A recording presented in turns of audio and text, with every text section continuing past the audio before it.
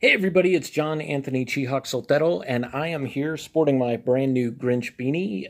I know Halloween just ended, but I saw it and I like wearing beanies, and it was only $3, so okay. It doesn't have to be Christmas time for you to, watch the Grinch or appreciate it. I am here to review the brand new released 40th celebration, I guess, of Halloween. And I'm going to try to do it with as minimal spoilers as possible. But as I wrote out a lot of this information, um, it's not impossible. It would just be me saying, like camera angles, good, bad, lighting, good, bad, special effects, good, bad. But I like to be a little more personal. So I'm going to start off with the good. First of all, I got to say I enjoyed this movie. It was definitely a popcorn movie. It was definitely a slasher flick, um, but there was more to it. I mean, there's 40 years of history here. The only horror movies that really stand even longer than that are like The Omen, Texas Chainsaw Massacre. I mean, they're The Exorcist, I believe.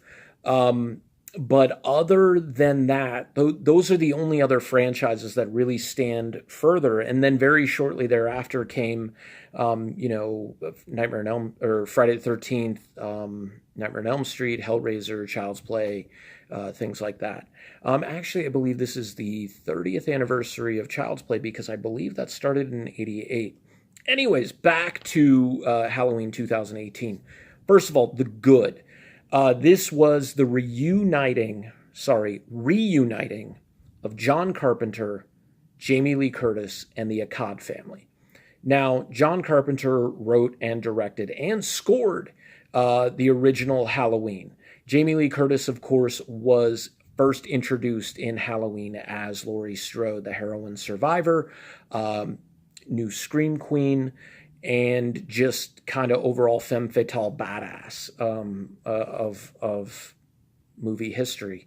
And then Mustafa Akkad produced all of the original line of Halloween movies until his passing, at which time his son, Malik Akkad, took over in producing the Halloween movies and a bunch of other stuff as well. So Carpenter, Curtis, and Akkad, the Akkad family, are all back together with this, which was kind of exciting. I mean, for those history buffs and the people who know the history of this series.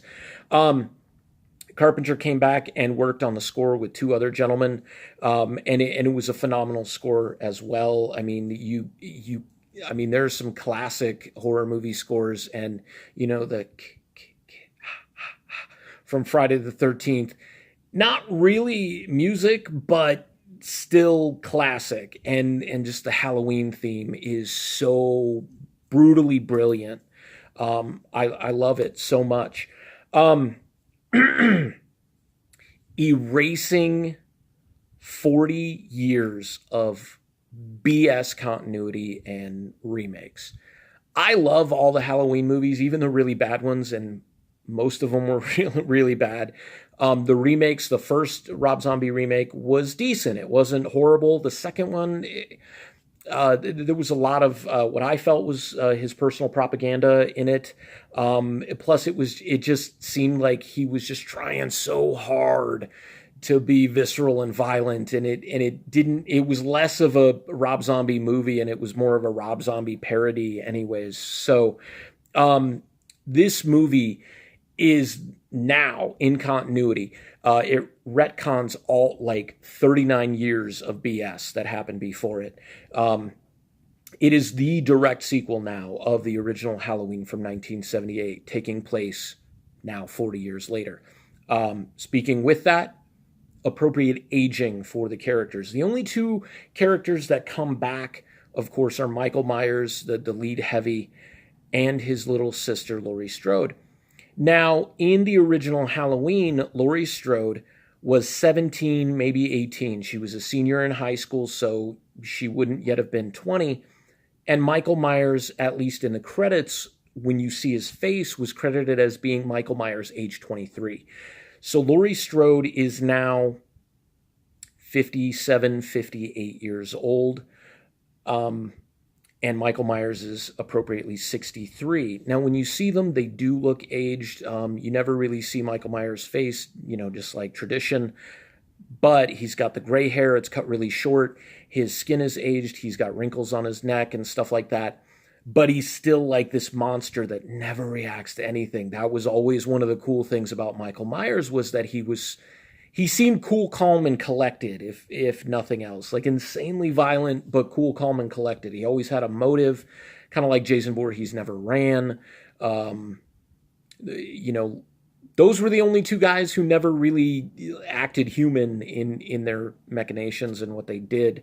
So the appropriate aging was great. Judy Greer plays Laurie Strode's daughter, Karen, and she is probably in her late 30s, early 40s, and she looks, appropriately aged. We're not talking like somebody who's like, well, they're playing 60 years old, but they're really like 42.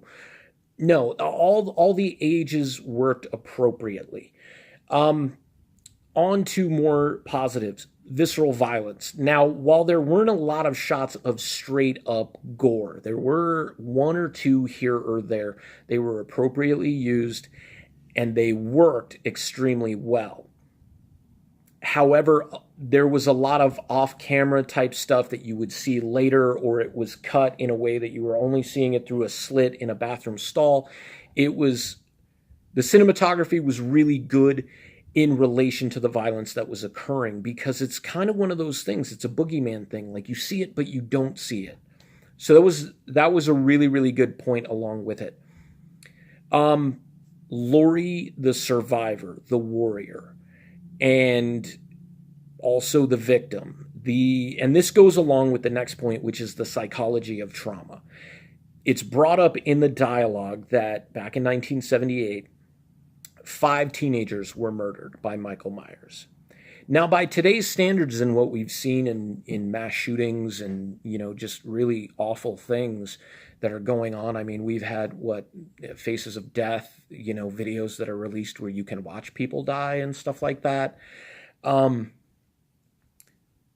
5 people dying, even in one night in a small town, doesn't seem all that crazy by today's standards. And it's kind of appropriate that they bring that up. However, these were 5 people that Laurie knew. She was very close to 3 of them. They were her really good friends. So she internalized that. She never got the help that she needed. Even if she attempted to get the help that she needed, it didn't work the way that we would all hope. Kind of like Batman, Bruce Wayne not using his billions of dollars to get therapy and, stop poverty and crime and stuff like that. No, he just goes out and he, pounds people with his fists. She became a warrior. She started stockpiling weapons. She became essentially a survivalist. She lived on the outskirts of Haddonfield. She had booby traps all over the place. Her door was locked like 8 times from the inside. And she was also, they showed it in one snippet, she's an alcoholic.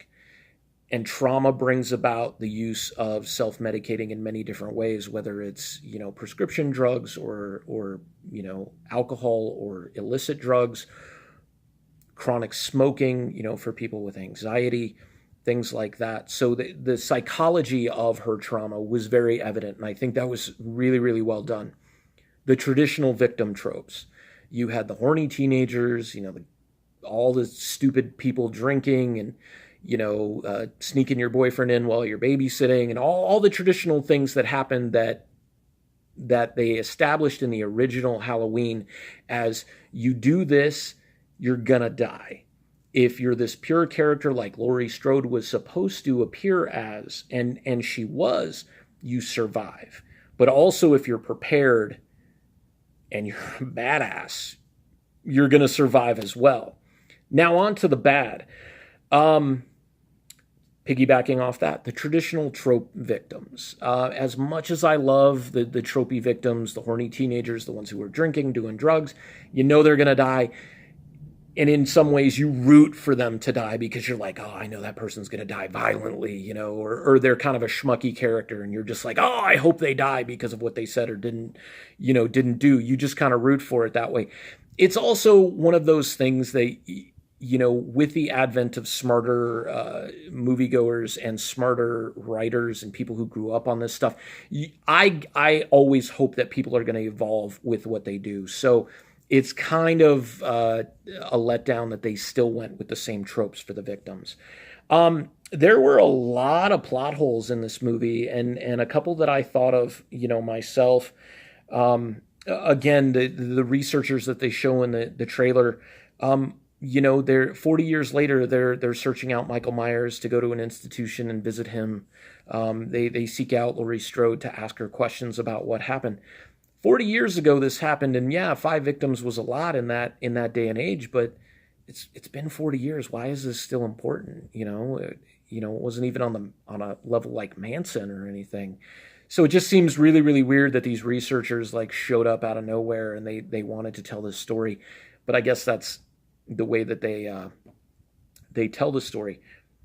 And what about the mask? So they present Michael with the mask, and they got it from the district attorney's office or the evidence locker or whatever.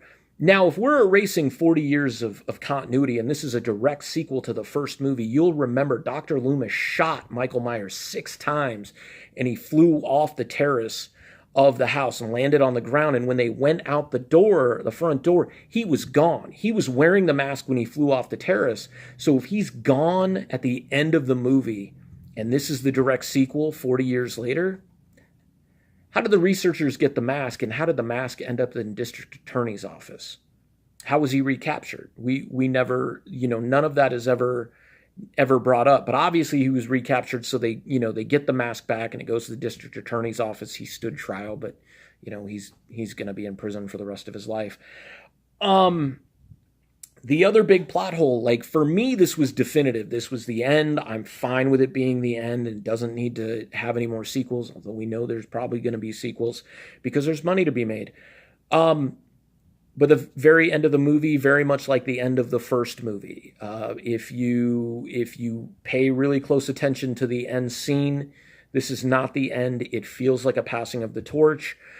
And at the same time, the whole boogeyman persona of what happened occurs.